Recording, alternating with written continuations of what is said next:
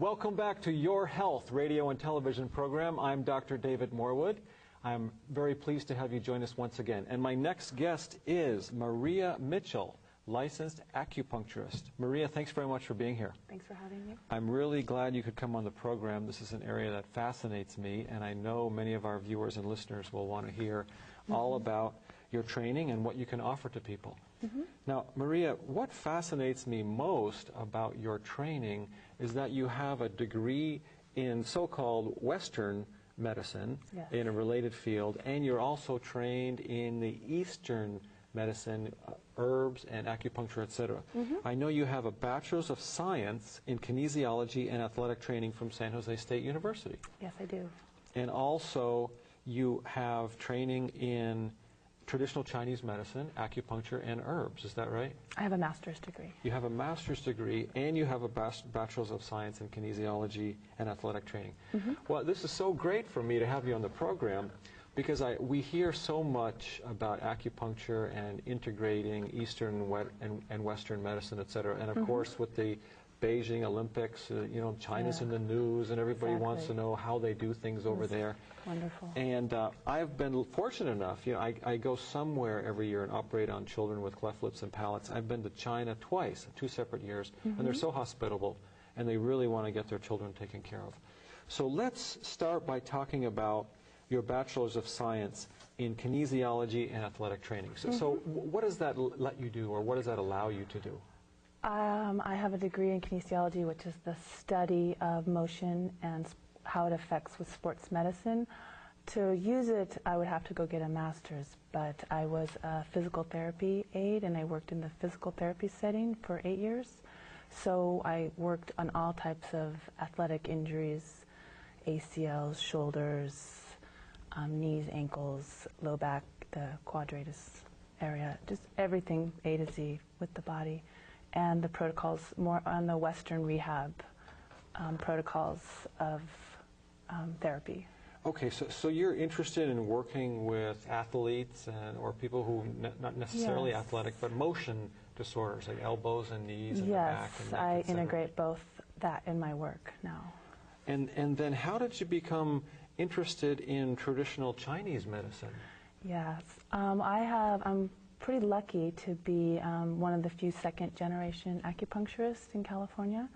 My mother is an acupuncturist, and she's been an acupuncturist for 30 years, and I grew up with Chinese medicine as my primary health care. That was very nice and interesting, and one of the other things that helped me is that I actually benefited from acupuncture. When I was 20, I had a severe back injury where I fell and ruptured my back, L4, L5, and had a compression fracture. And acupuncture with my mom's therapy was one of the very, very extreme helpful therapies for my recovery, and helped get me back on track. So I was actual product of acupuncture working in life.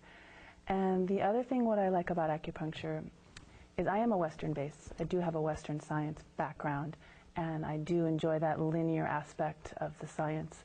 But what I like about the Chinese medicine is it's sort of a metaphor for nature, and how it's not quite as linear. It is more of a movement, and I enjoy to integrate both those sciences. Well, Maria, that's really fascinating to me. And is it okay if we give your mom's name? Sure. Because you know I think your mom's terrific. Yes, Donna Light. Light. And she practices in Santa Cruz. Yes, and I actually practice with her.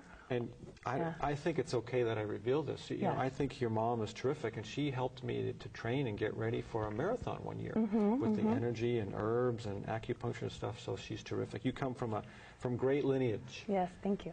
So, you know, Maria, our audience knows, our listeners and viewers know that I'm a plastic surgeon and I have an MD, and you know, most of us trained in Western science, we believe in things that we can measure, right? And the things we can't measure, we don't necessarily have a lot of belief in, Right. but there seems to be actually some new scientific data Yes.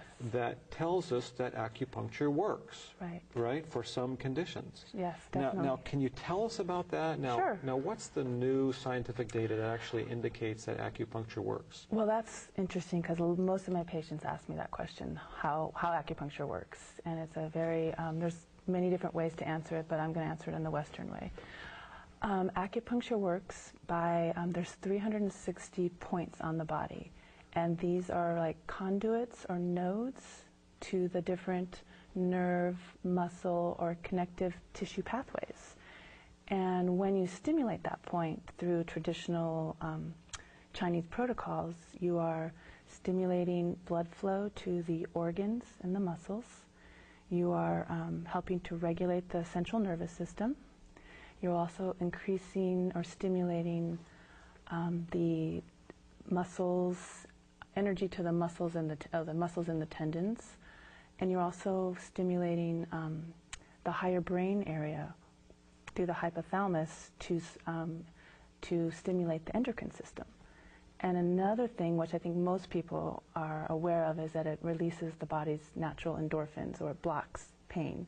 So it releases the body's natural endorphins. So that's probably the most common thing that people know about acupuncture, but I wanted to say a few of the other Western things. Maria, that's great, because, you know, we can actually measure, I'm not sure how accurately we can measure endorphin levels, but certainly we know that endorphin levels can fluctuate. We know about endorphins and that they exist, and that it seems like acupuncture can actually, as you said, raise a person's endorphin levels, right?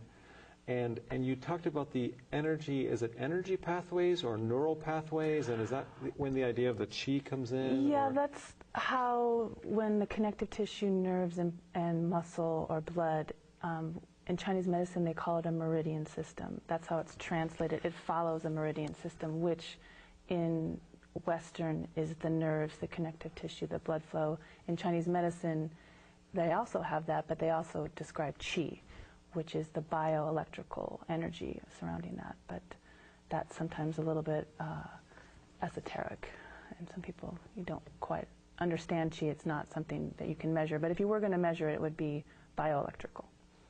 Well, you know, Maria, what's always fascinated me is that some Western doctors don't believe in sort of the energy pathways, or they don't believe that acupuncture has any scientific basis, but yet we can put on electrodes at distant parts in the body and actually get an idea of how the heart is working. And so clearly Western doctors believe that the heart sends out some signals, or that we can remotely find out what's going on with the heart by these little electrodes. Yes.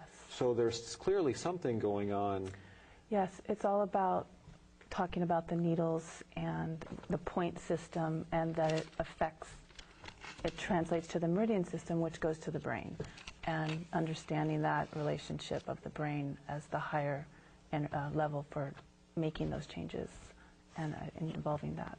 So Maria, I understand that today in many major Western universities and medical schools, acupuncture is starting to be investigated and explored, and we're trying to find out more about what has been going on in China with over 1 billion people for, is it 3,000 years? Or 3,000 years. 3,000 years. Yes. So there seems to be some scientific, we're gaining some scientific basis to acupuncture. Yes, that's true. Now, Maria, do you also work with herbs, or do you just... No, definitely. Tell me something about herbs. Now, how do you use herbs in your practice? Herbs are used different. We have herbs that are meant here granular, or capsules, or the tea pills, which the ones that you probably see from that you have to take 8 of 3 times a day, but they're from China, and they're all good manufacturing practice, which means they have a standard of care and quality that you can know that they've been approved, and you can give those, the herbs have been made into a tea and then pressed and made into a tablet. Then you can have the granules, which are more, a little bit hardier, but they're more just enmeshed, and they're American, usually American. So there's different qualities of herbs. You can use, some people they use the loose herbs to make a formula, a classical formula, but a lot of times people are non-compliant because they don't taste very well. So people don't take them. So do you use herbs as kind of a nutritional supplement? They're sort of like a specialized food? They're like a medicine? Oh, all of the above. All of the above. If a diagnosis warrants herbs, sometimes herbs are one of the best treatments for certain ailments, especially urinary tract infections, actually, from your prior doctor that came in. Herbs are greatly used to really decrease the pain and burning of those kind of conditions. Okay, so Maria, in your practice, and I do, before our segment is over, I want to make sure we give out your website or your phone number and talk about where you're practicing now. What sort of conditions do you like to see in your practice and in your office? I mostly treat now athletic injuries and trauma because people come to me for that, because that's my background, which I love to see people get better and heal. And then they find out, because that's most what people know about acupuncture, is it's help with pain and pain management, and to decrease inflammation, decrease pain, help with blood flow and that for trauma, and help with tissue regeneration. But what they don't know about acupuncture is that it also has other things that are non-trauma-like, and the World Health Organization and the National Institute of Health has suggested that acupuncture can be very helpful in treating allergies and asthma, which I do treat, infertility, which is something I'm very looking into and treating that at my clinic. Also insomnia, headaches are something that I treat patients, and arthritic conditions, and a lot of anxiety, depression, and high blood pressure. So Maria, I saw a brief list here. It says acupuncture is recognized by the World Health Organization to be effective in treating carpal tunnel and low back pain, sciatica, shoulder pain, tennis elbow, wrist pain, and osteoarthritis. Those are more the sports medicine ones that they do, but there's also the internal medicine that the World Health has also suggested, which people normally don't know about. For instance, like I said, insomnia and allergies.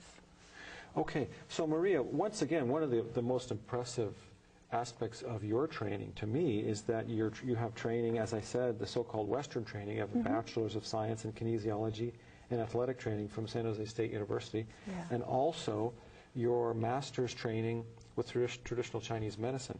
So in terms of your practice and in the greater scope of medical care, how do you see, what's the best way for you and for us to integrate the two worlds, Western and Eastern medicine? Yes, that's really a great question, and I think it's happening already. It's like just to continue what's already been happening in here. One of the things I think to understand is that acupuncture is not just it's not an alternative medicine. It can be a complementary medicine, and I think we both have roles, acupuncturists and Western doctors. In fact, acupuncturists are primary care providers in the state of California. In our scope of practice since 1978, we are allowed to diagnose, which means we can now bill insurance, and insurances are now able to, it's a benefit that patients can have. So integrating now, we can integrate that into the Western world because of that. Another way to integrate is just to educate patients about what else acupuncture can do besides just pain management.